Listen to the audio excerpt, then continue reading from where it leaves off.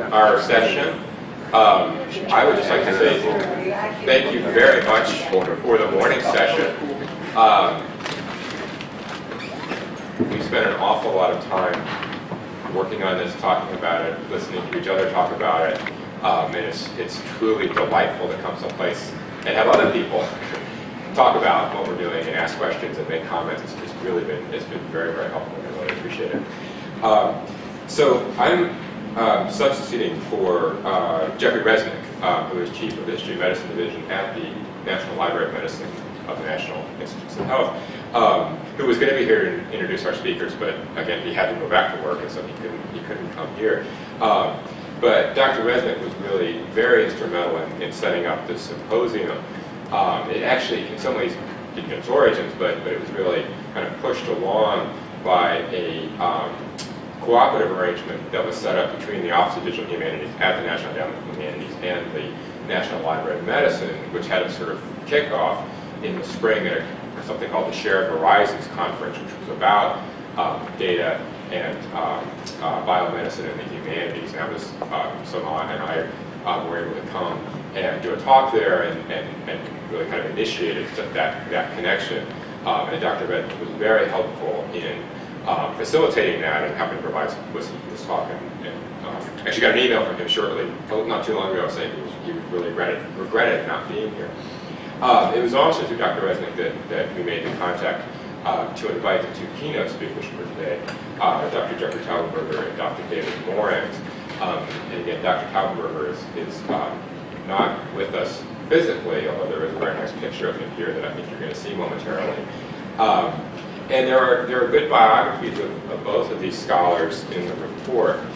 So I'm not going to talk about those too much, but I really wanted to talk about the kind of impetus for inviting them to the keynote, which has to do with the interdisciplinary nature of this project. And I think one of the things we've really worked on, throughout our project is the tension between kind of recognizing expertise within a field and being appreciative of and open to ideas and methods and findings that come from other fields. And I say work on it in the sense that it hasn't always been really clear or really kind of easy to reconcile. And so it was very important to me in setting up this symposium, that we bring in experts from multiple fields, and you're going to hear about them from a number of different places. But of course, if we're talking about an epidemiology of information, we need to hear from epidemiologists and virologists who are experts in that field. But what I knew from reading a lot of the work that Dr. Morens and Dr. Taubenberger have published, jointly as well as separately, is that they were very appreciative of multiple perspectives as they were doing their work. And particularly the challenge of using historical data to understand diseases in context. And so they were the perfect people, to invite for this talk back in April when we all thought the government would be functioning in different ways. And as you heard this morning, this idea of the reality check in terms of what is going on with disease and what was known at the time and what is known now is really crucial in terms of understanding the kind of information that is being distributed and disseminated. So with that, I will, just in terms of our schedule, we are on time. We have a little bit of flexibility on this, so I think we will ask Dr. Morris to do his talk and we'll open up for questions. And I suspect some of the questions may follow into the next session, but we will take a break. And then we'll have our two historians come up and talk as well. All right, thank you.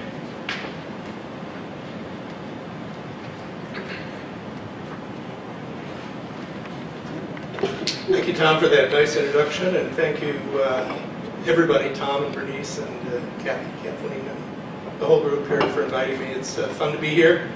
And I'm sorry that Dr. Taubenberger could not be here, but we were going to do a sort of a tandem presentation, a dog and pony show. Well, the pony didn't show up, but the dog is here, and I'm going to try to do his part as well as mine.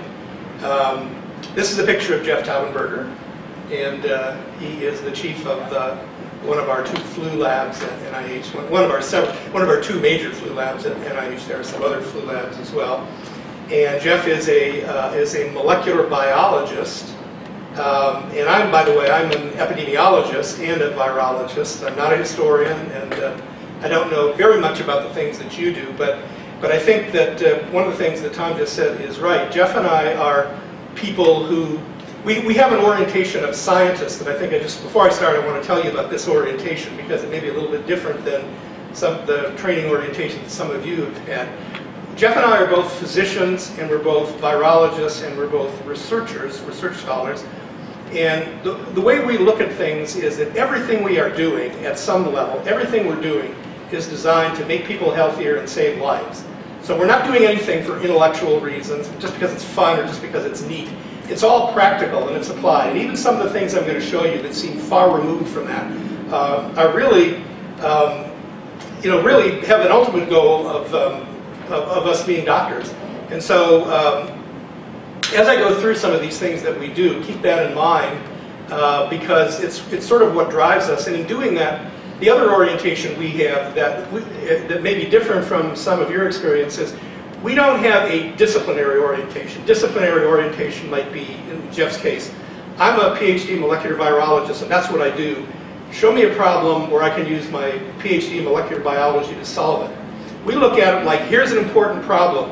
It has to be solved by drawing in whatever means possible. If it means history, if it means looking at newspapers, if it means sociology, whatever, it doesn't matter, we have to do it. And if we can't do it ourselves, we'll find colleagues to help us do it and go after the problem. So the problem is everything. So what I'm going to do as I go through this talk is do two different things that are sort of going to meld together. And they're based on, but before I came here, I asked the folks here at Virginia Tech, which is Tom and Bernice, to give me some ideas about what sorts of things I should perhaps say, or Jeff and I should say.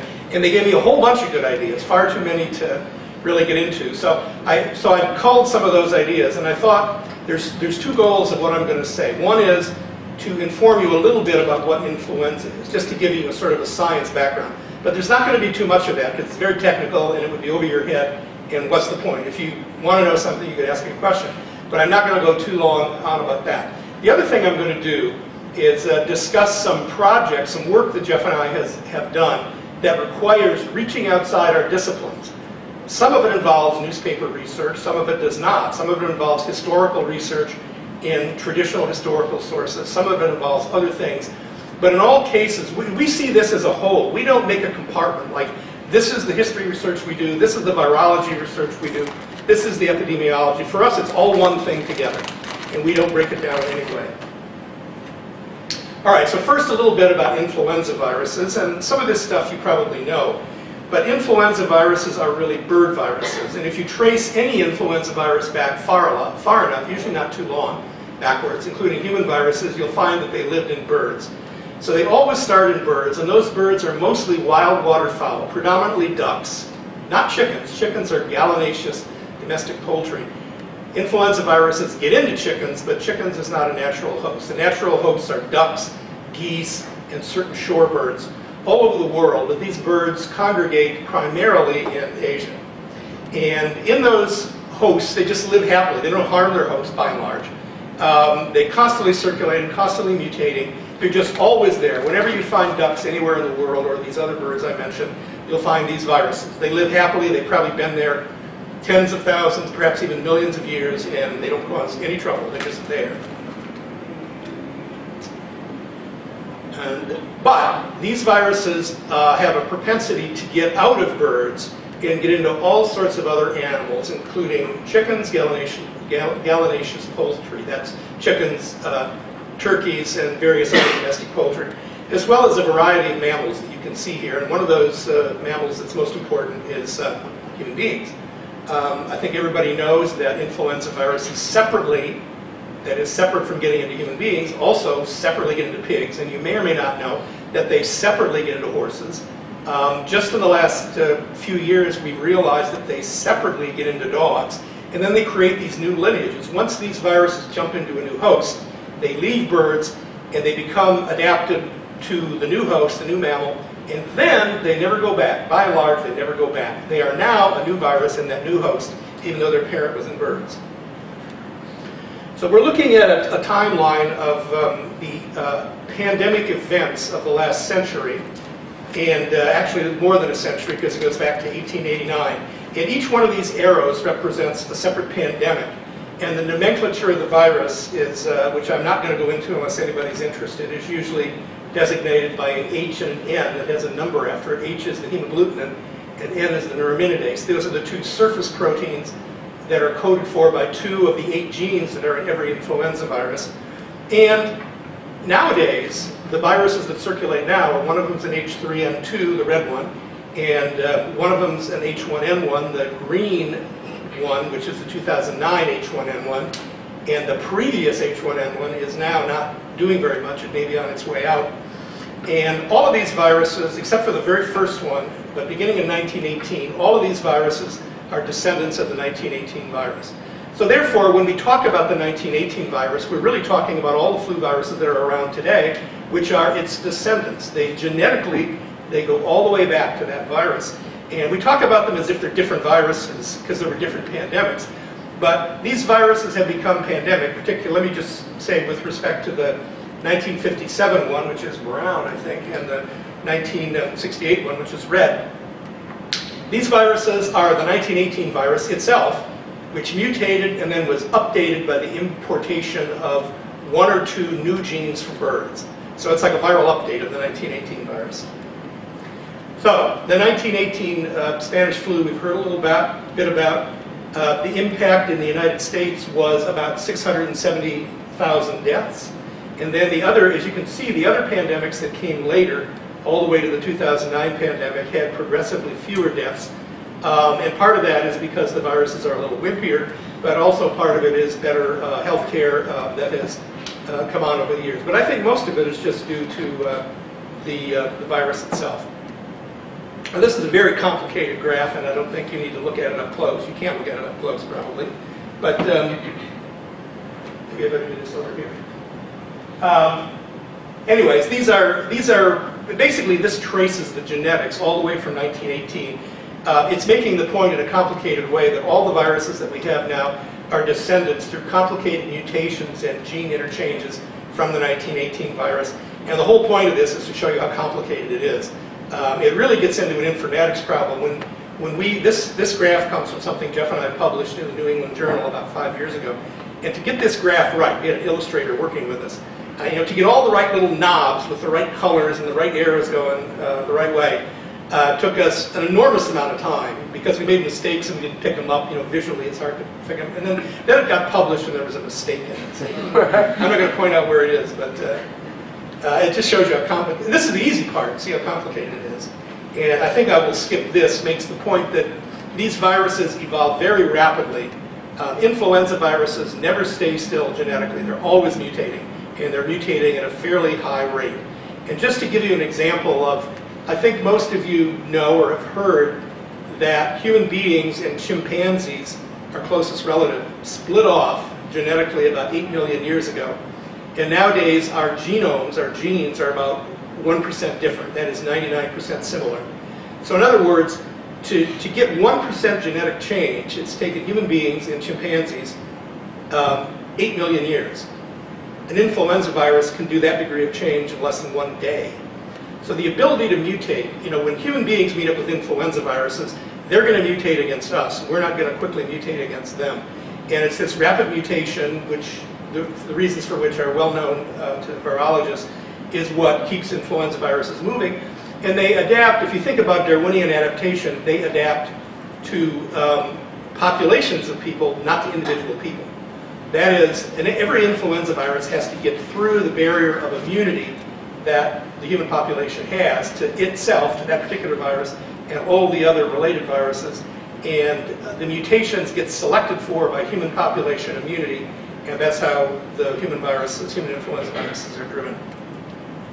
And this is one of Jeff's slides that I really like, so I want to use it. It makes the point that small genetic differences it makes the point that phenotype and genotype are not the same thing, that small genetic differences can make huge phenotypic differences.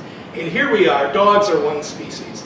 And in fact, dogs are essentially the same as wolves, and not too different from foxes. And yet look at, in the dog species, look how many varieties they are. A Great Bernard and a Doberman Pinscher, on the one hand, and a Chihuahua are the same species. And they're genetically almost identical. The differences are incredibly minor, and yet phenotypically, they're hugely different, or at least in the way we think of them being different in size, color, and all that. They're quite different. So back again to the 1918 flu. As we heard, it's called the Spanish flu. We heard that the total deaths in the United States were about 675,000, but worldwide, nobody knows the real number. The best estimate, we think now, is about 50 million people died. That makes it the single most fatal event in all of recorded human history.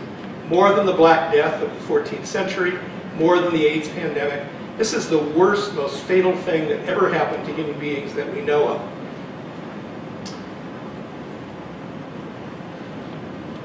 And in fact, it made the US life expectancy go down by 12 years. You can see that big dip there around 1918.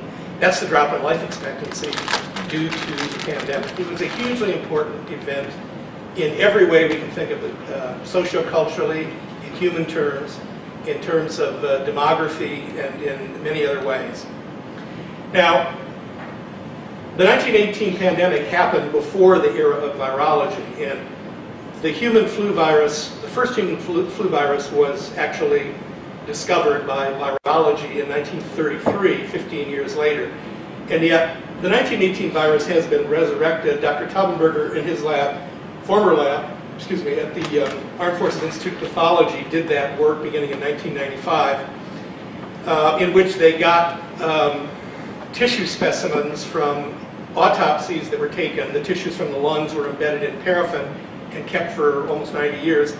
And then, in one case, dug up a body from under the permafrost in Alaska and got the lungs, or lung tissue, from a woman who died of flu and was thrown into a pit with a bunch of other people. And from these pathology specimens, in the lungs will be flu virus. Of course, it's dead. Viruses don't live, but they're inactivated. They're not dangerous to get out. But they're broken up into little pieces, essentially. And with techniques available at the time, the Taubenberger lab was able to, over a 10-year period, with a team of about 10 people working for 10 years, they were able to sequence the whole 1918 virus.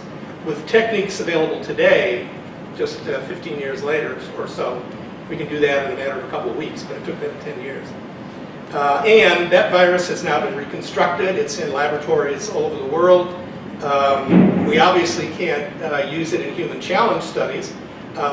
We are starting to do human challenge studies again with other flu viruses, but we would not be allowed to do human challenge studies with this virus, and we don't think it would be very harmful to people if we did, for reasons I'm not going to get into, but it would be just ethically impossible to convince people that we wouldn't be doing harm, and so it's never going to be done, I don't think.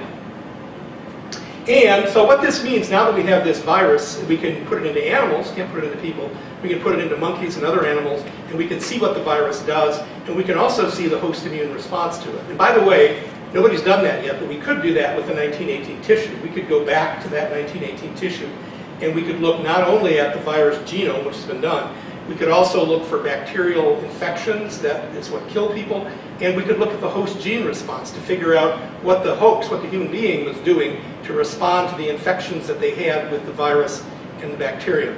Nobody's done that yet, but we're hoping to be able to do that in the future. These things are complicated and very expensive.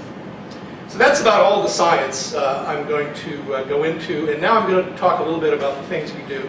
This is all the hard science is gone. This is a slide you can chuckle a little bit over, definitely, not really. And I'm going to talk a little bit about some of the work that we've done, much of which is cross-cutting, and a percentage of which relates to newspaper searches that we've done from time to time. The first one of these I'm going to talk about relates to using historical data to try to understand the whole history of influenza as long as it's been around. Now, we don't know how long influenza has been around. The phylogenetic analyses of the viruses that exist today suggest they've probably only been around for a few hundred years. But the disease influenza, pandemic influenza, has been recognized for well over 500 years and probably for more than 1,000 years. And we tried to trace this history in a paper that's been published in a journal called Reviews in Medical Virology. I think you're looking at the title page of it. Whoop. And this is just one very busy slide. We had to review hundreds and hundreds and hundreds, many hundreds of historical papers. One of them that I remember in particular was a manuscript put together by monks in an abbey in 1103. And that's the kind of stuff you have to do. Of course, books, in the sense that we know books, only go back about 500 years. And before that, the sources of information, of course, there were no newspapers 500 years ago, and the sources of information are more difficult. But we've been able to document a large number of epidemics and major outbreaks that are regional, and we've defined them and we've broken them down in terms of whether these influenza outbreaks were global. Remember that 500 years ago, or a little bit more than 500 years ago, we didn't know what global meant. Some people thought the Earth was flat, and global means sailing in one direction and falling off the edge of the world. But to the extent we can figure this out, we broke these pandemics down into those that were global, and that's what we mean by a pandemic nowadays. But it turns out that some of these pandemics were regional. Pandemic means in a large region. It doesn't necessarily mean the whole world. And some of these pandemics have been, for example, Western Hemisphere versus Old World, New World versus Old World, for example, or even major regions of the world like a continent, but not involving others. And it gets very complicated, but you're looking at all sorts of data here, but the tall lines are the global pandemics, and the shorter ones are things that are less than global. And we tried to figure out every major influenza event that's been documented in all of recorded human history, going back potentially to the Trojan War, described by Homer about 800 BC. There was an outbreak of an illness that might or might not have been influenza during that war, and a number of things since then. So here you're looking at, this might be a little complicated to see, but here you're looking at all the things that we thought were major pandemics going back 500 years. And I think one of the things to look at is those red bars, each of them represents a pandemic. The thickness of the bar represents how long they were pandemic in a major sense. And the answer is usually anywhere from 1 to a few years, 3 or 4 years at the most. And then the next thing to look at is the intervals between them. And you see some cases in which the bars are clustered very close together. And then you see one long interval of 143 years in which there was nothing going on. To us, that's very interesting. We would love to know about that era. I can't even see what it is, but basically it's 1580 to 1729. There was essentially no major influenza anywhere in the world. How could that happen? What's going on? Well, we don't know. But what we're trying to do here by this type of research is that, it's like watching a movie, and we can't see the movie. We can see a frame of the movie. A frame of the movie is the 1918 pandemic. Another frame is the 1957 pandemic. We want to see the whole movie. So we're trying to piece together, the way we think of it is to understand influenza and what it does today, we're trying to look at the whole lifetime history of influenza. All the pieces that go all the way back as far as they can go. And every bit of information we get is helpful in us understanding the whole thing. We don't break it down into just the 1918 flu or just the 1889 flu. It's all part of one picture, or so we look at it. So in doing this, I'm going to take a one slide aside here, and just tell you why this kind of historical research is difficult. And this is just one example that stuck in my mind. You're looking at a publication from 1863 by a guy named Onofre Bruguieri. And I read about this paper, I heard about this paper, and it's a manuscript essentially, like a monograph or a short book. And the most recent reference to this I could find was about 1760. It had never been referred to since then. So I started doing all my library searches and my Google searches and my WorldCat researches. And I went to research historians and research librarians. Nobody had ever heard of this book, and nobody could ever find it. And I looked for years for this book, and I had the help of the best people. By the way, the best searcher of old books I've ever met is a lady at the NIH library named Betty Bergolo. And I mean, she will literally go anywhere in the world to find these books. And she'll pay whatever price. Thank God the government's paying for it, to get these books. And actually, she and I simultaneously found this book. I didn't tell her that I'd found it too, because she was so proud of having looked for it for 3 years. And it turns out there's probably one copy that exists in the world, and it's in a little library in Sweden. And you're looking at the title page of it. Well, why was it so hard to find this book? There's a number of reasons. One is it doesn't show up in library catalogs or any of the usual sources you could go to. Another is that, you know, I'm just not very smart. I don't read Latin, and you know, I knew this was a Latinized name of somebody, but it never occurred to me what it might be. I looked at the name Bruguerii, and I thought, well, it could be Bruguera, but that's a common name in Spanish, or a relatively common name. I don't speak Spanish. If you do a search on Bruguera, you get zillions of hits, but none of them are the right hit. Moreover, I had no idea what Onofrii meant. It turns out the guy's real name was Onofer Bruguera, and he was Spanish. I don't know anybody named Onofer, but that's what his name was. And because I didn't imagine what the real name of this Latinized name was, I was hindered in trying to find it. Now, even if I'd known the right name, I would have had trouble finding it. But these are the kind of things. You don't know what you don't know how to find what you're looking for until you have the information that you can only get after you've found it. So you're in a catch-22. This is what goes on all the time in anything, you know, anything beyond PubMed. As farther you go back, beyond beginning of PubMed, farther you go back, the more complicated it becomes. The more you have to search to find things, and the more things you're likely to miss. So now I'm going to move forward in time a little bit to tell you about a panzootic. And that's an epizootic, is like an epidemic, but in animals. And a panzootic is like a pandemic, but in animals. Demos, pandemic is honor about all of the people. Demos, the people, and panzootic is all over the animals, essentially. And it describes something that happens in 1872. And it didn't involve many people. This was a horse epizootic that spread all over the United States and went down into South America. It started in Canada, actually, but went all over the United States and down into Canada and affected virtually every horse, about 2% of which died. And it was a big, big deal. The horses gave it to people, but there wasn't really a big pandemic. It was like there was a horse panzootic, or a horse pandemic, and every horse got it, and a few of those horses gave it to people, and a few people got sick, but it was not a big deal for people. But it's important to us because it gets back at the relationship between mammalian viruses. People, you know, we know that pigs give these viruses to people because the 2009 pandemic came from a pig virus, which had bird genes, and it had a human gene in it too, that is a human influenza virus gene. But back in the old days, before we had pig influenza, you know, intensive pig farming began in the late 1890s probably.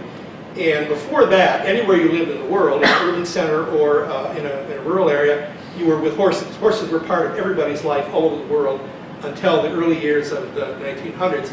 And so before pig epizootics, there were always horse epizootics, and we documented hundreds of them going back into the 1500s. So if you had lived 100, 200, 300, 400 years ago, horse epizootics of flu would have been all over the place all the time. They tended to occur every 4 years. Horses lived about 20 years or so, 30 years. But the outbreaks occurred in cycles. It was just a regular thing in horses in that era. So this is an example of where I had to give a talk about this or something. I don't know why. Somebody asked me to give a talk about animal flu, and I decided, I knew about this since decades ago, but I decided to do a little bit of work on it. Lo and behold, I found there was a fair amount in the scientific literature, but I started doing literature searches in the, newspaper searches in the various sources that I use, and I found that there was an enormous literature on the horse outbreak, on the zooty. Here, by the way, if you can't read that, here we're looking at a horse hotel. This is the 1872 version of a parking structure. And you can see the horses going up the ramp. They get parked overnight, you pay your fee, and you get your horse out in the morning. Just like, you know, not much has changed, except the horses have a little more horsepower nowadays.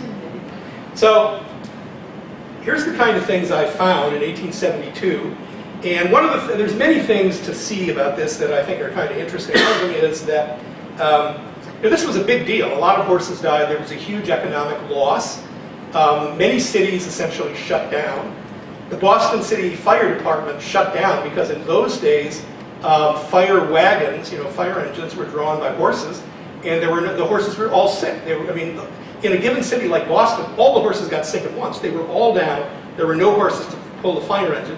And right at the time of the epizootic, the Great Boston Fire occurred, which burned down most of the financial district of Boston. And they couldn't put the fire out because they couldn't get the fire engines there. So they actually got men to pull the fire wagons. They harnessed themselves up to the horse things, and all these strong young men were pulling the wagons there, but they couldn't get them there quick enough. But the other thing you see here, and these particular examples are sort of the jocular tone.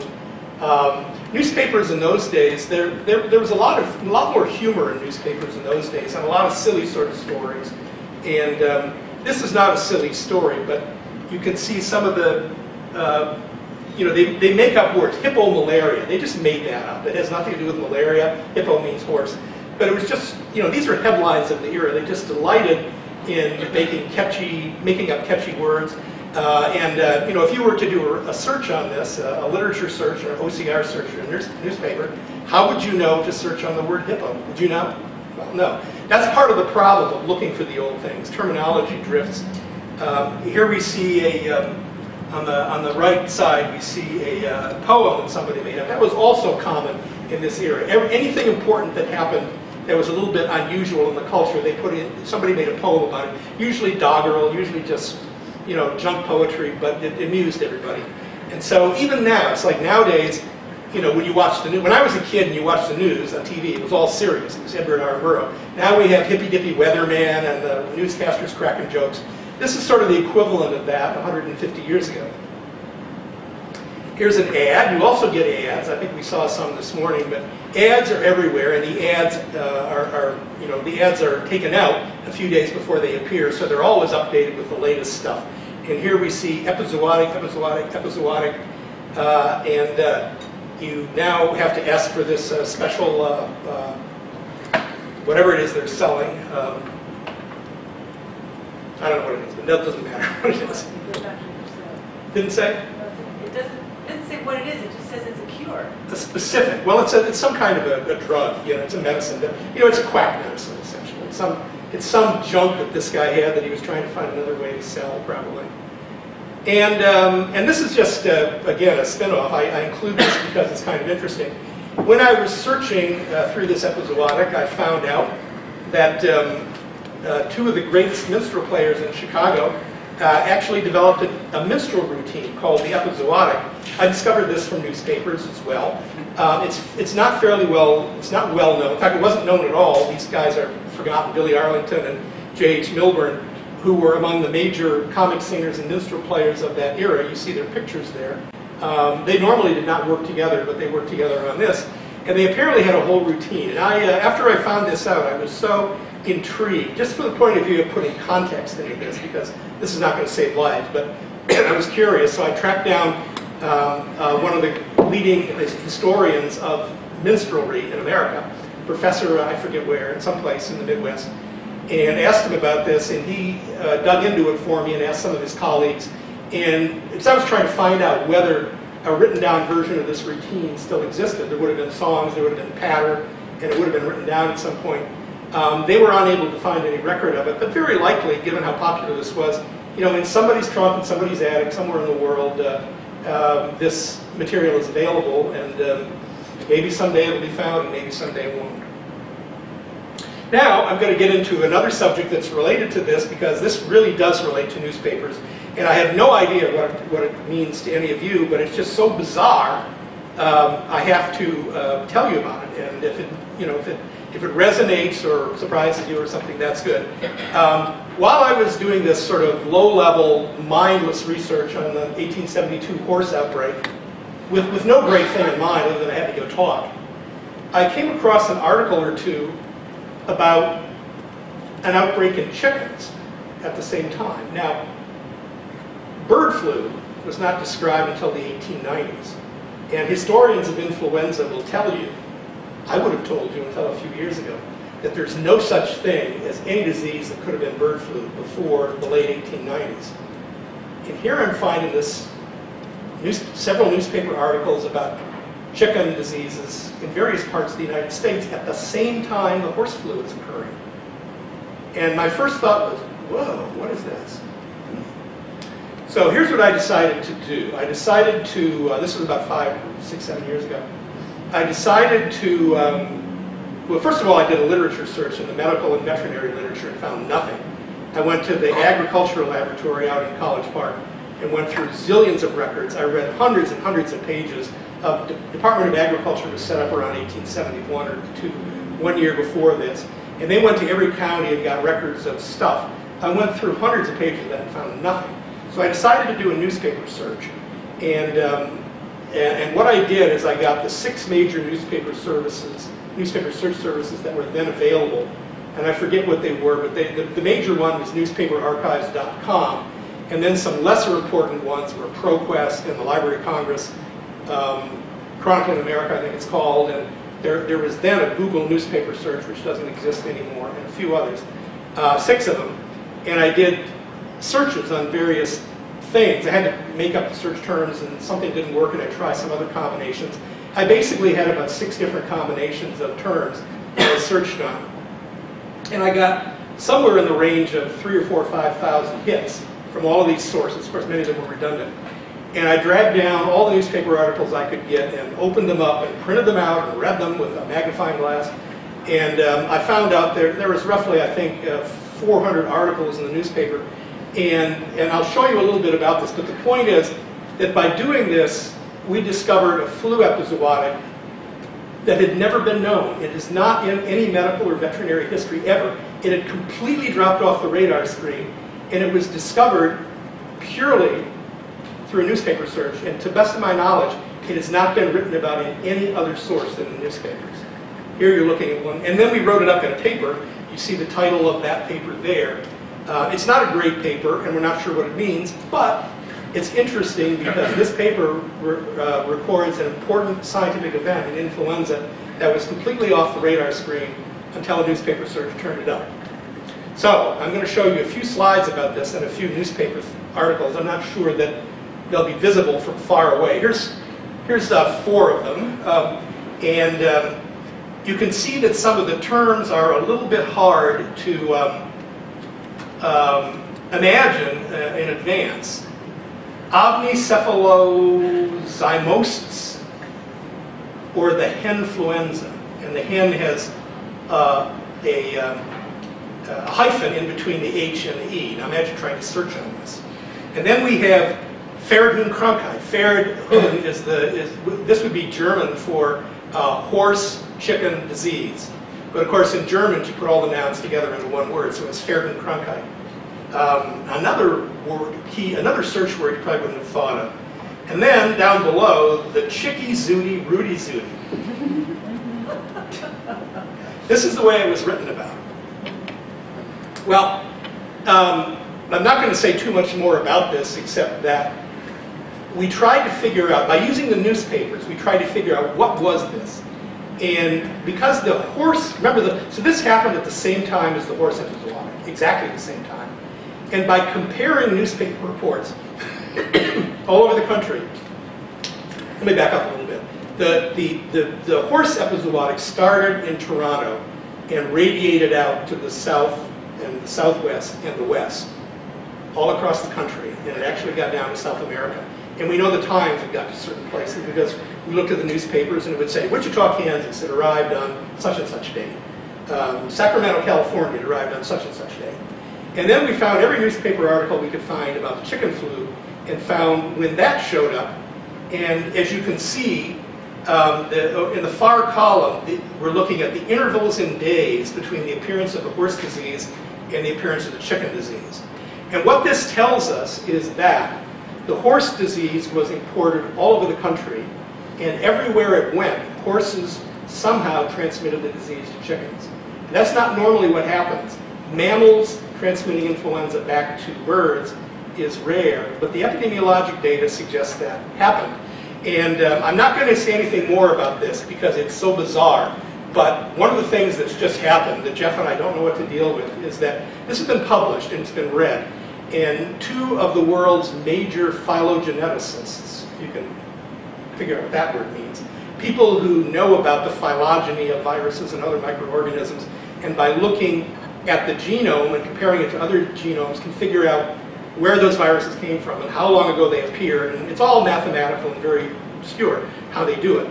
But they have taken this paper to heart and decided that this epizootic in chickens that we described is a time of complete, this epizootic, they claim, completely overwhelmed the bird influenza population of viruses and wiped out the old viruses and brought in new viruses, and many of the major viruses that exist in birds today are descendants of this virus. Now, we don't think that's true. In fact, we think it's crazy. But I think it's, but you know, and every time I talk to Jeff about this, he goes nuts. They're going to publish this paper, they're going to use our research, and they're going to make a wacky theory. These are famous guys, and they're trying to publish it in Nature, one of the major journals. And I say to Jeff, this is what science is about. I agree with you, it's a wacky theory. It's not true. But let them put it out there, because then people, it's going to cause people to start thinking. People will argue and say, no, you guys are crazy. Somebody else will say, no, I think maybe there's something to it. And that's how science moves forward. So, as long as our hands are clean on this, we just described the event, but it's stimulating important thinking about what's going on. So we think that's a good outcome. Another aside, I just want to say that tracing the movement of epidemics has been going on for a long time. And I think it's a valid use of newspapers. As I just said, the 1872 horse and chicken things can be traced by newspapers. But here you're looking on the top at the tracing of the 1347. Actually, it started in around 1340 in Upper China, but it got to Europe in 1347 and 1348, the Black Death. And you can see the routes that it followed. And there were no newspapers in 1347. There were no printing presses. But information was transmitted and recorded in various major cities along the way. So we know pretty much the way that pandemic occurred. And then down in the lower part, you see various other major epidemics that were information about which was published in newspapers. The first one is the yellow fever outbreaks in the East Coast cities in the 1790s. And then in the middle is the 1832 cholera pandemic, which we'll say a bit about more. And then over on the right, in the lower right, is the so-called Russian flu of 1889. And it's a very good example of, I would say it's the first influenza pandemic that was traced from city to city in the newspapers. The whole world read about it day after day, and they knew where it was going. But here's a better one. This is the cholera epidemic in Paris in 1832. Cholera came out of Asia in 1829. Or whenever it came out, it got to Russia in 1829, and then it got to Eastern Europe in 1831 and Western Europe in 1832, and it caused a big famous pandemic, or a big famous epidemic in Paris. And here you're looking at a Paris newspaper from 1832, and what it says, I have to bend down and read close. It says cholera in Paris, bulletin of the 10th and 11th of July. And then on the very top line you see it says deaths in the hospitals and hospices on those days, and you see two columns. One is for the 10th of July, and then the far column on the right is for the 11th of July. And then below that, those who died in their homes, and then a total of those two numbers. And then below that is the numbers of additional cases since yesterday. And then below that are sick people admitted to the hospitals. And below that, those who were discharged from the hospitals cured. And then on the bottom line, those who died of other non-cholera diseases. These figures were published in the newspapers every single day in Paris. And you can get an almost perfectly accurate picture of morbidity and mortality on a daily basis by looking at the newspapers from Paris in 1832. Many other important things about this epidemic. And here, just to show the interesting kind of things that come up. This is so during the Paris epidemic of cholera, one of the things that the king did and the prime minister, this was a period after the July monarchy in which France had they got rid of the Bourbon kingship, and they had a parliamentary style of government, and they had a prime minister. His name was Casimir Perier, and it was the usual thing whenever there was an epidemic, going back centuries, that the king would visit sick people in the Hôtel Dieu, the major sort of charity hospital in the middle of Paris. And so the prime minister did that. He went to the hospital. There's a famous painting of him coming out of the hospital. But while he was there visiting the sick cholera victims, he got cholera and he died. He died in his hotel. And some of France's leading physicians rushed to the hotel, went up to his room to find his body, cut him open and did an autopsy, right there in his hotel room and published the results next morning in the newspaper. And here it is, the autopsy report. Now I've cut out, it's a long report, I've cut it all out. You're seeing the very beginning of it and the very end of it, in which all the physicians who did the autopsy signed it off. And this is what you were reading in your morning newspaper in 1832, the death of the Prime Minister and his autopsy in the hotel. Now we're fast forwarding to 1901. In recent years, influenza has gotten into dogs. And until very recently, influenza virologists would tell you this is a brand new host species. Influenza has never been in dogs before. I discovered accidentally, many years ago, a report from 1901 of a greyhound that died of influenza caught from a horse. And horse influenza was around at the time. Horses gave it to dogs. And so when you go back and look in the newspapers, you find out that influenza scientists are full of it. Horses have been giving influenza to dogs for hundreds of years. And dogs have been been infected and dying of influenza for hundreds of years. It's not a new phenomenon, it's just been forgotten. Fast forwarding again, we're almost up to 1918, and I am going to talk very briefly about a measles epidemic in the military camps in 1917, 1 year before the flu, simply because it's so highly relevant to the flu. This was partly put together with newspaper work, but mostly not. Here you see Camp Zachary Taylor. And the camps were all set up in 1917. The United States entered the war. The first year there were measles epidemics in all of the camps, and then the second year there was the flu epidemic in all of the camps. And although you probably think correctly that measles and flu are very different diseases, the epidemiology of these epidemics was the same, and the causes of death were identical. And the autopsies of people who died of measles in 1917 in the Army and flu in 1918 were identical in virtually every respect. And the pathologist said, this is the same disease.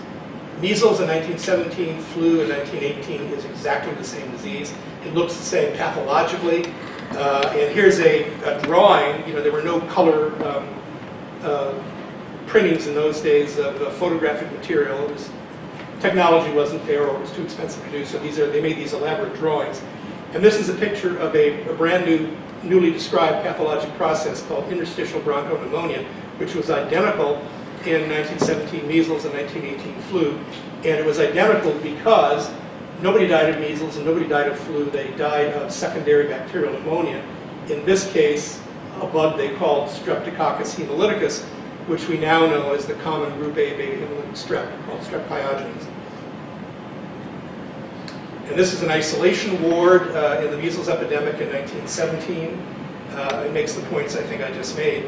And then the next year, of course, flu came along. And here is another historical example. I like to cite this. There was a small amount of newspaper research on this, but mostly it was just historical work. This is probably the most influential and highly cited paper that Jeff and I have ever written. And what we did is we reviewed 8,000 autopsies, most of them published, of people who died in the 1918 flu. And we also examined the path specimens of the Armed Forces Institute of Pathology of, I think, 57, I forget the number, but somewhere around 57 soldiers who died of flu. And we more or less established that every single person who died, or almost every single person who died of flu in 1918, did not die of influenza virus. They died of a secondary bacterial infection. They died of the same bacterial pneumonias that kill people all the time. And so what that means is there must be some kind of a synergy between a viral disease, measles in 1917, flu in 1918, and these common bacteria that in all of us, or many of us, sit in our nose and throat all the time and don't do any harm. And we think that what that is very simple, that these viruses come in and they're cytolytic. They wipe out the epithelium in our nose and throat. They go down the trachea. A lot of times when you get severe flu or something, you get a hoarse voice. That's because the epithelium is being wiped out. But the epithelium contains the goblet cells and the ciliated cells that, at a microscopic level, brush everything up. So when something goes down the wrong pipe, it comes up again. That's because the goblet cells and cilia are pushing it back up again. They work about 3 inches a minute. And when those cells are wiped out, the bacteria up here grow so fast and drop down so quickly that within a day, they're all down in your lung. Then you get pneumonia and then you die. And we're pretty sure that's what happened. And an interesting aside, when I was in medical school in the 1960s, the older physicians, the older doctors who were my professors, had been around in 1918, some of them as maybe doctors, but certainly as kids or young adults, and because this was in the late 60s. And they knew that everybody who died of flu died of bacterial disease. They knew that. So Jeff and I published this, so first of all, when I was getting ready to do this work, because I did most of it, including reading the PATH stuff, Jeff's a pathologist, but I had to do the PATH. Jeff's first reaction was, so I told him that everybody died of bacterial disease. He said, "Are you sure?"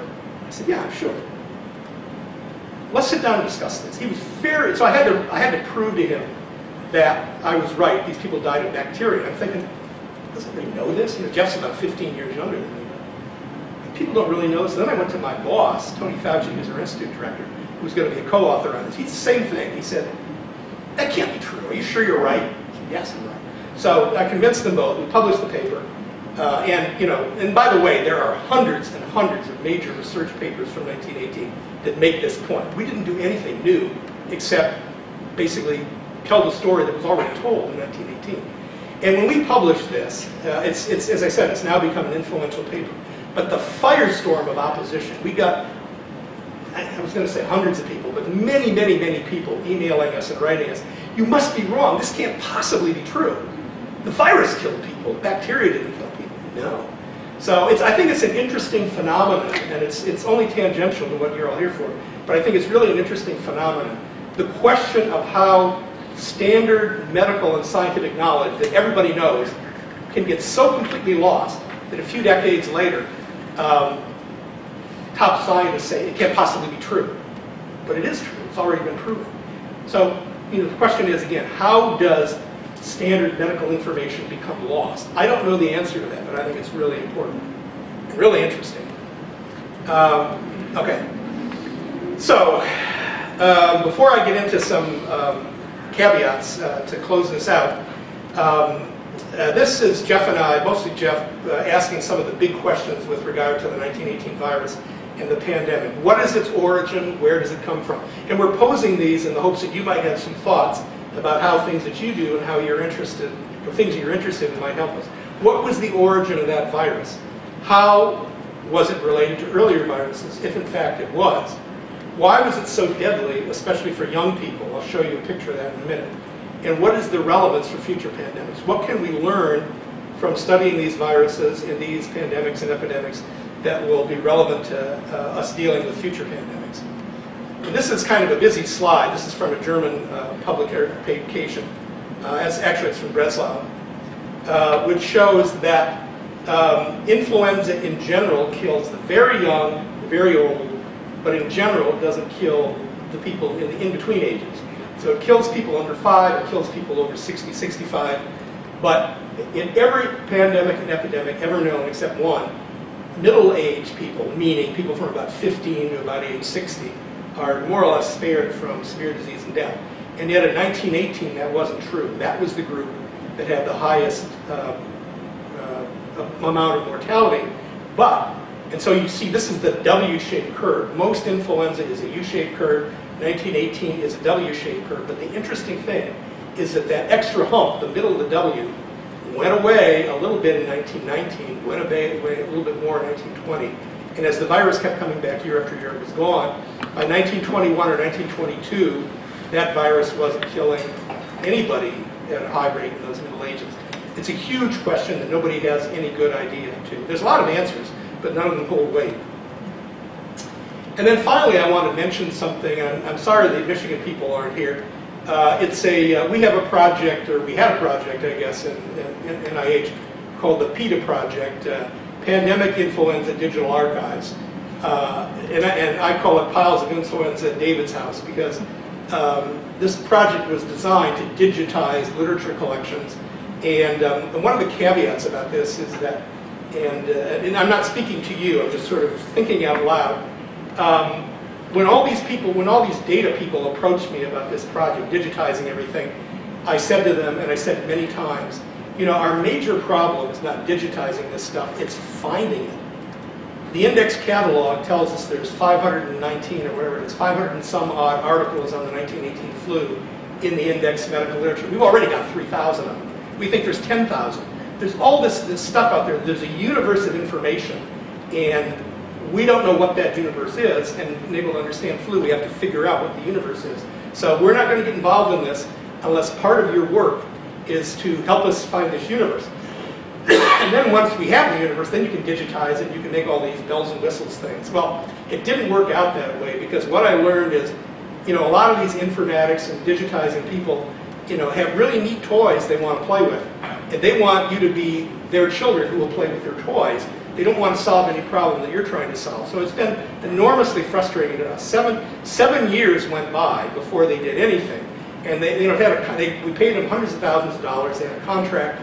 And the contract required that they find these articles, these research articles, that I had been finding for years, for 30 years, by doing the things that I usually do, go to the library and do all this research.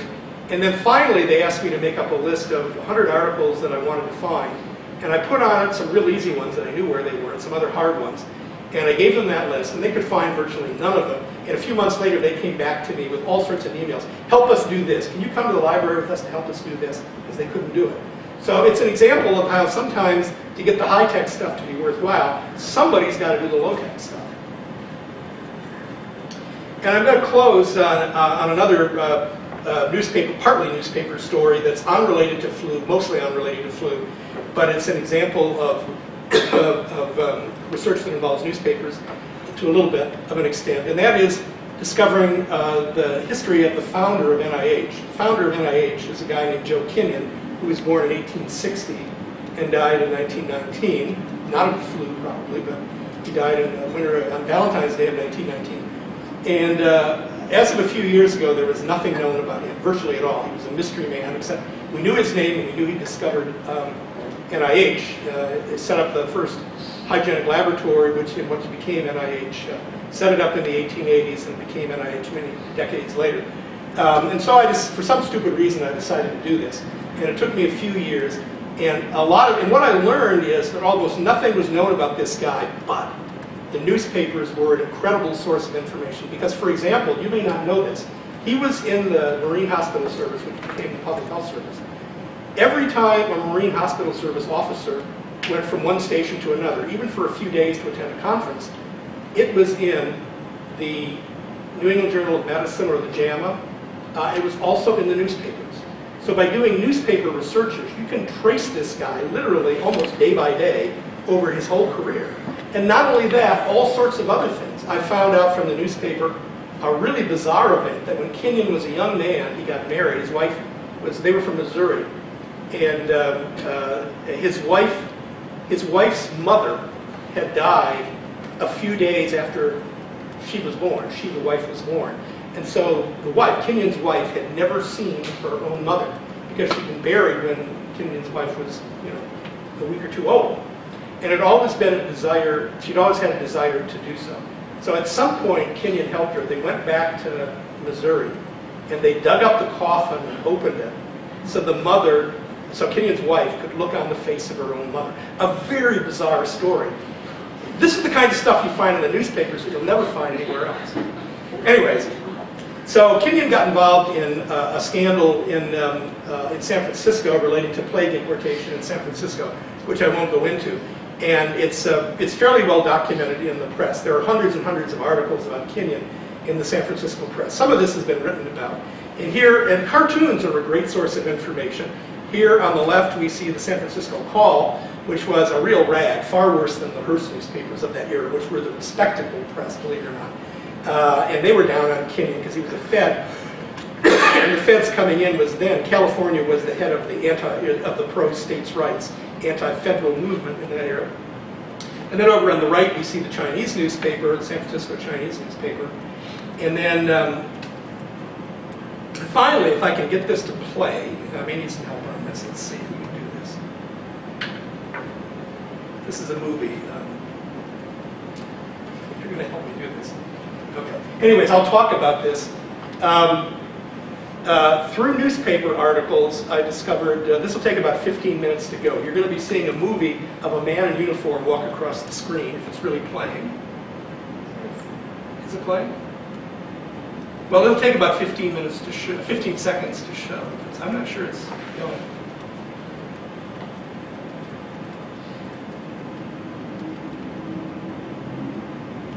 There it's going. I discovered this, film is from September 15th, Saturday, September 15th, 1900, while Chinatown, San Francisco was under quarantine. It says 1903, copyright, but this is 1900. And you're going to see a man right now walking across the screen. That's a Marine Hospital Service officer in San Francisco. Kenyon was one of the only ones. And now he's going to walk back across the other way. And as I said, discovered this film through newspaper stories. And because I found out the name of the company who shot the film, I went to archives and got a list of all their cameramen who worked for that company in that era, and then went to the newspapers and looked at all the hotel lists, because in those days, everyone who registered in a hotel, their name was printed in the newspaper.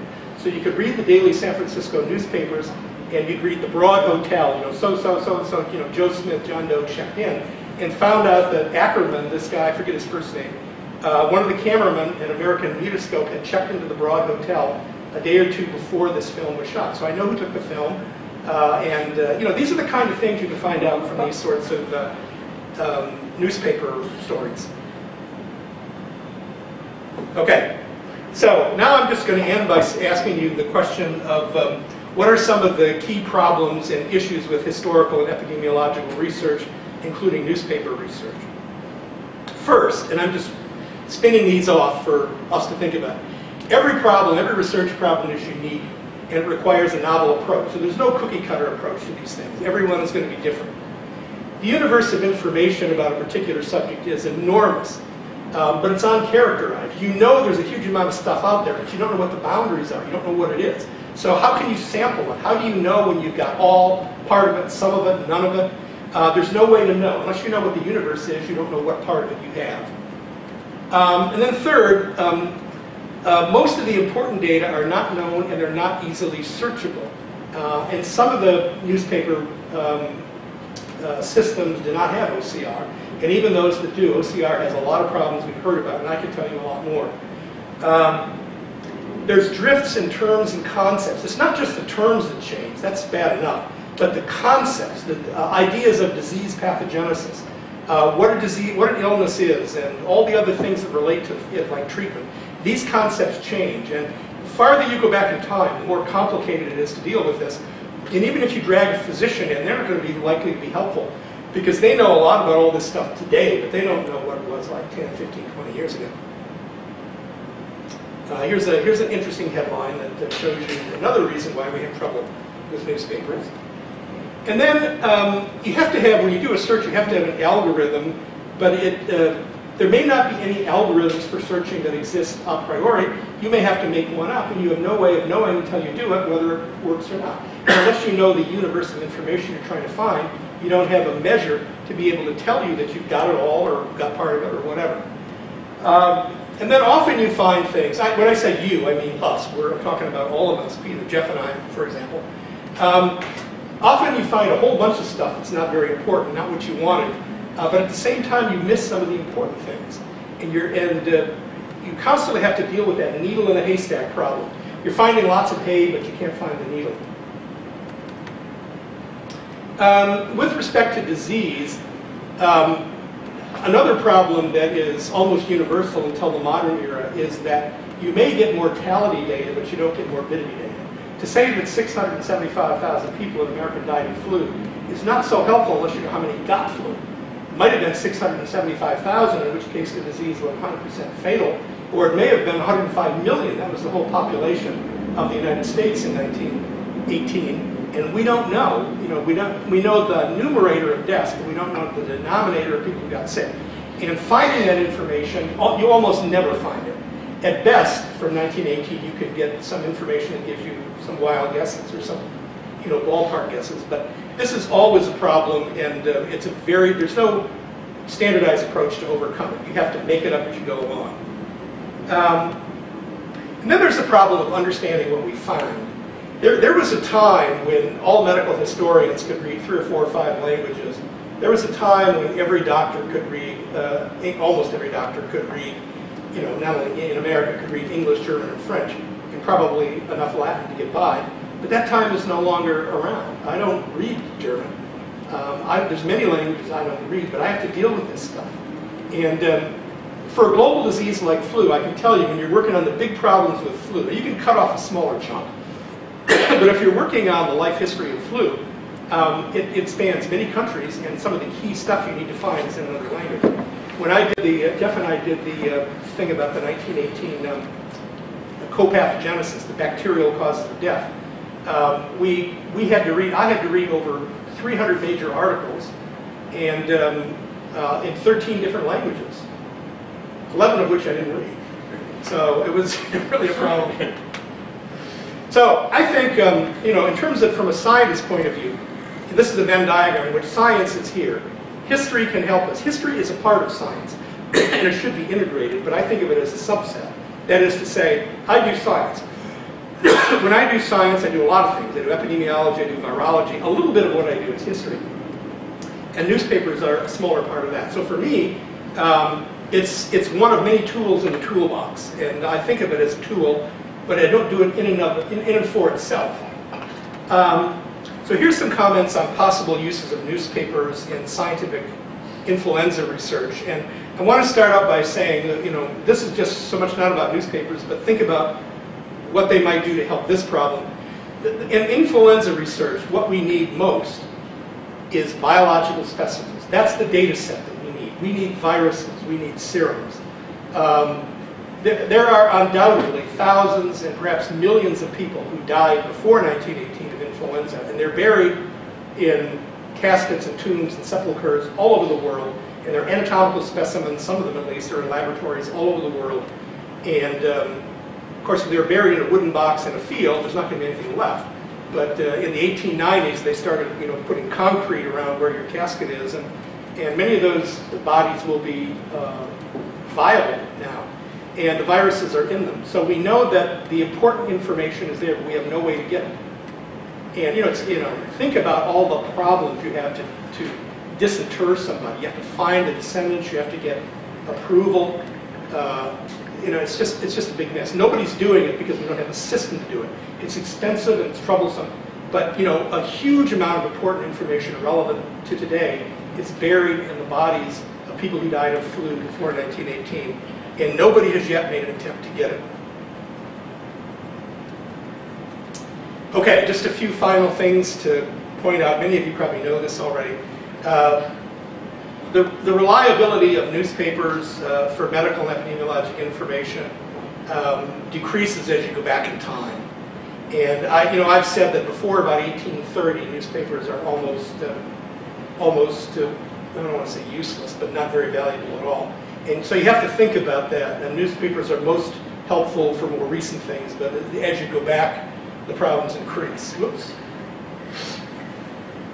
Another problem with newspapers is that articles proliferate in multiple newspapers. And when you read the smaller newspapers in particular, you're reading a story that is unchanged or lightly changed from something that was in a bigger newspaper. Even before we had UPI and AP, they stole stories from each other, and if something would come out in the New York Times, and then over the next week it would appear in 100 different newspapers, in some cases lightly transformed, in some places published in such a way that you would think it came from the little newspaper itself.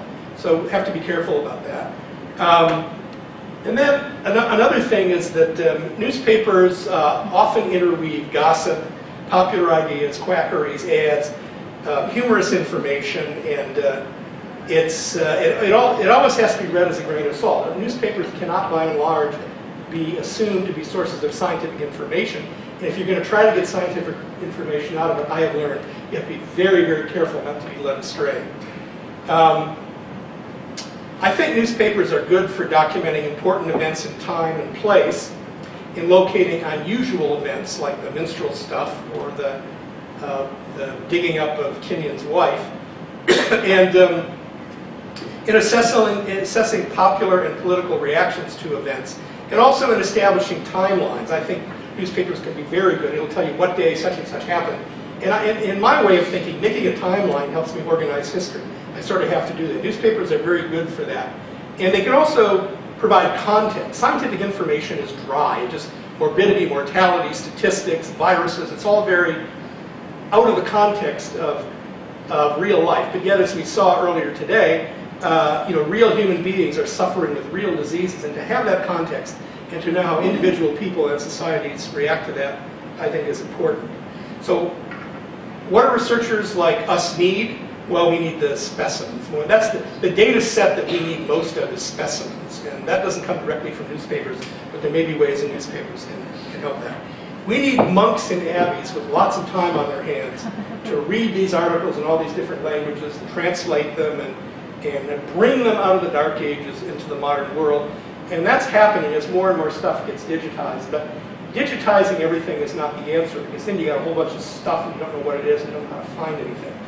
When information is digitized, it has to be usable. Digitizing it is a huge problem, but another order of magnitude is making it useful after it's been digitized. And so what do we need? We need colleagues who will go boldly where colleagues have never gone before. And we need colleagues, maybe such as yourself, who can think big. So, think big. I'm going to end now, and if there's time left, I will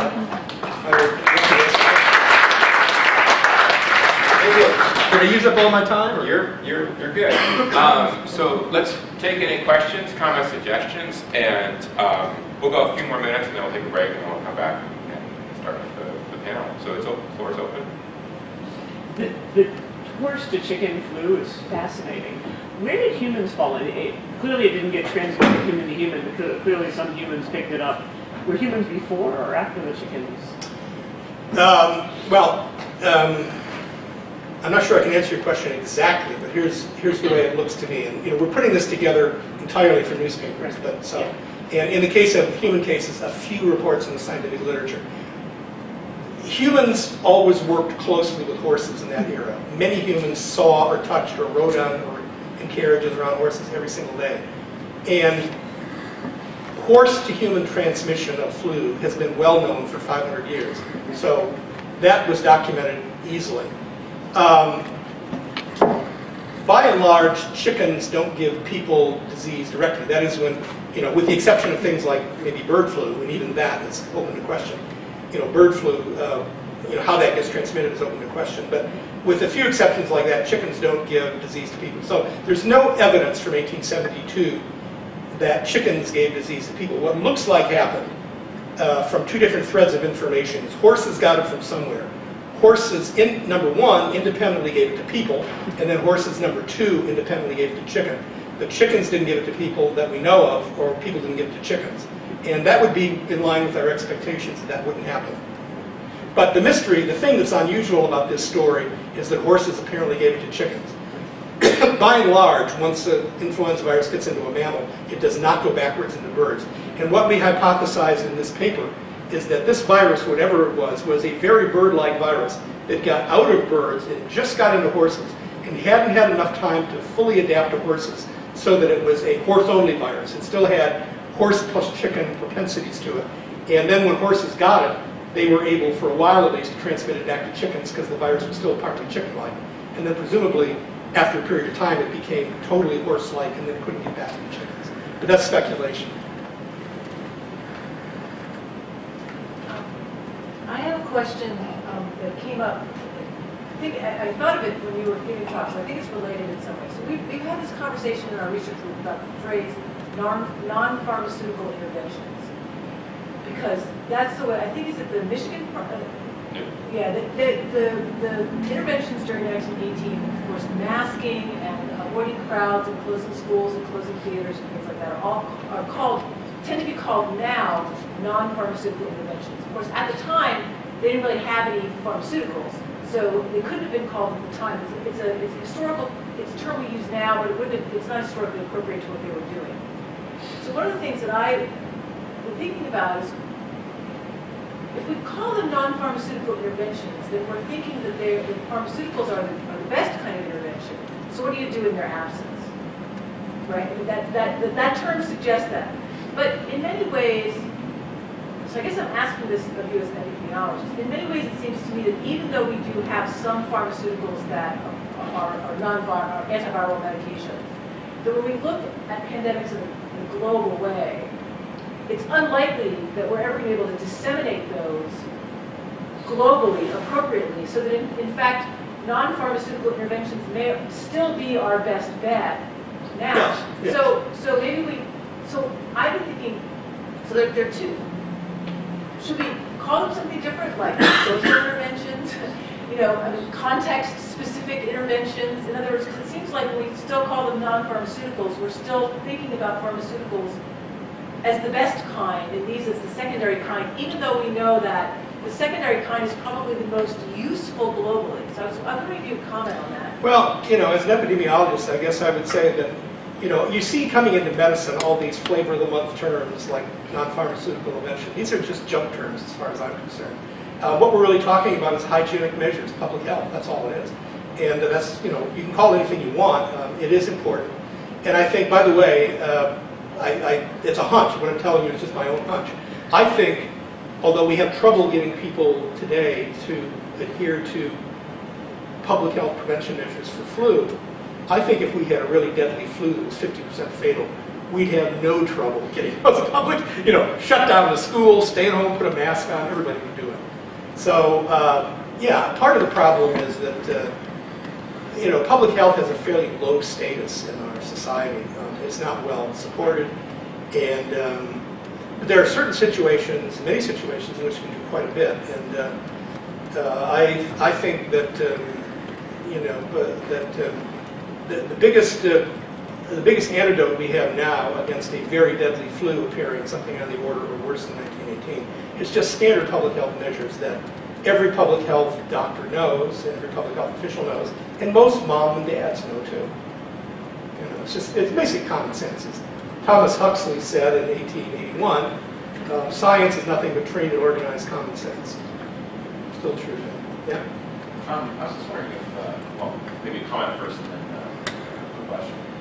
With the mortality curve, you were asking about theories about why it decreases in 19, the steepness of the curve decreases in 1919 and 1920, right?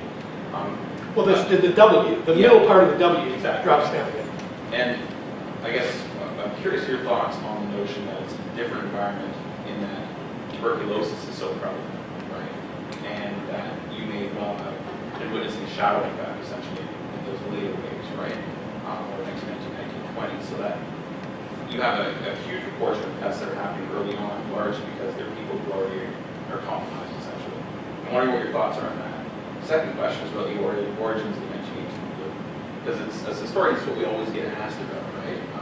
Even when you're writing an article, the first thing the peer reviewer says is you need a paragraph to say where it came from, right? And it's enormously frustrating and problematic for all the reasons we talked about before. And I'm wondering, as a epidemiologist, virologist, what are your thoughts on how to address that question? All right, well, the first one, tuberculosis. The tuberculosis connection has been looked at, I would say, exhaustively ever since 1918.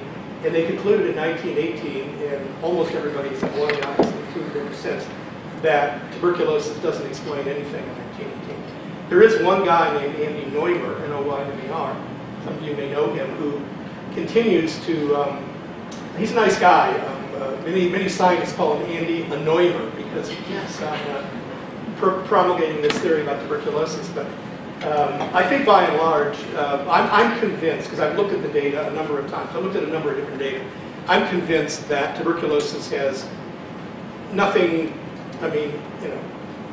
obviously if you were ready to die of tuberculosis and got flu, that might push you over the edge, but statistically speaking, in terms of major mortality, I don't think tuberculosis was a cause of any major death phenomenon in 1918.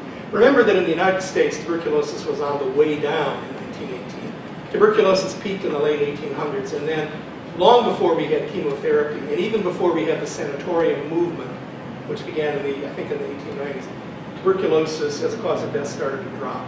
And it's true that many adults, maybe even most adults in 1918 had latent tuberculosis. Relatively few had active tuberculosis, and I think that, as a cause of major mortality phenomenon in 1918, in my mind, it's been ruled out. The second question is where the 1918 flu came from. Some of us had this discussion at the lunch break. I think that, and I guess I made a comment this morning, that we don't know where the flu came from. There are a lot of dogmatic theories which are certainly not true. Fort Riley is certainly not true. And almost certainly not true is John Oxford's idea, which he stole from Dr. Abrahams in 1918, that there was an outbreak of the deadly flu in the Etaples camp in 1916. All of this stuff is just noise. You know, it's just people misunderstanding history in my mind. There's no consistent evidence that this is true. And the problem is that it's a human nature problem, not a science problem. That, and every doctor knows it. You know, if for example, I'm a pediatrician.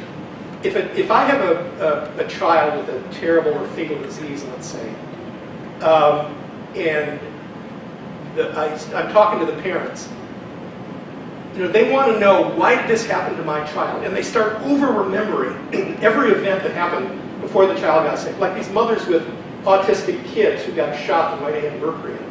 They start turning this into a fantasy, and every little thing that ever happened, they remember and blow it up into something in the causal chain. Well, before 1918, influenza happened everywhere in the world, every year, all the time. And there were huge peaks in mortality. For example, in 1915, 1916 in the United States, we had a major flu epidemic that started from the West Coast and went east. That is, it probably came from Asia and got imported into San Francisco. Nobody ever talks about that. We also had a major horse epidemic, the last one in the United States, concurrent with that in winter of 1915, 1916.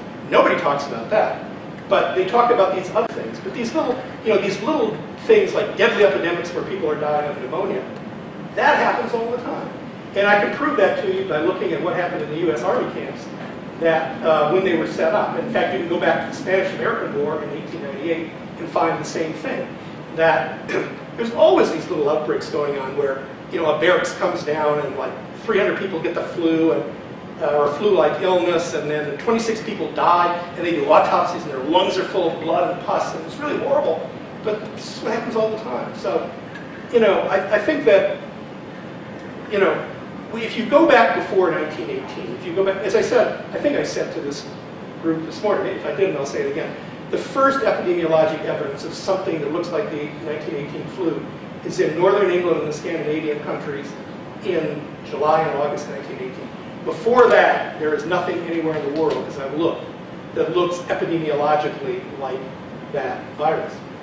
Now, John Barry could say, well, it was that virus and it just suddenly mutated to become more virulent. Well, most viruses don't do that. Viruses that become more virulent and kill their hosts, get them, throw themselves out of business. The virus wants to mutate to become less pathogenic. And as you saw from the chart I showed, since 1918, the 1918 virus, and all the progeny virus that have followed, including the 2009 virus, there's been a steady drop. With blips up and down, there's been a steady drop in mortality. That's what you would expect, because the virus that kills people puts itself out of business. So I think that this is an enormous amount of noise, but no science. And but I don't have an answer. I've looked at all the flu that occurred everywhere in the world in the year or two before 1918, and of course there's lots of it. And there's deaths from flu, but nothing that I can see that looks unusual. And remember also, as I said, that when a flu appears, even a deadly flu, when the first case appears, it's been percolating for a long time. So, and the reason is because the so-called R0 in the flavor of the month terminology, the number of cases you get from a single case, such as that you get one case, and the serial generation time is 4 days later. So 1 case, and then 4 days later 2 cases. And then 4 days later, 4 cases, and then 4 days later, 8 cases. You can do the math. If the mortality is 1%, like it might have been in 1918, you have to get to 100 cases until you have 1 death. And then you have to get to maybe 1,000 cases until you recognize there's a cluster of deaths. So what that means is by the time you recognize there's an epidemic of that first pandemic cluster, by the time you recognize that, the inciting event happened months ago. Definitely, that's the way it works. So we have to go pretty far back to try to figure this out. And I don't even get involved in these discussions because I think it's all silly. All right, do you have a... That's okay, I can ask it during the break. Well, you're up next, so you can... Oh, during the break. All right. So thank you very much. We really appreciate it. So we'll start by my watch it in 10 minutes, so about 2:40. There is still food. You are welcome to have more food. You're welcome to take food with you if you are flying out today and you'd like to have more options than peanuts, pretzels, and cookies. They are going to come and take the food and distribute it to the hungry graduate students upstairs after this break. So please take whatever you want, and we'll start at 2:40.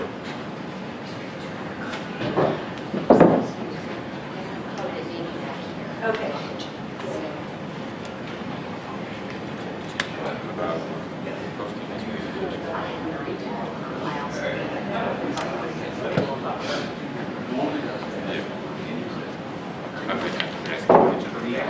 You're going to ask. If I can just copy it. Yeah.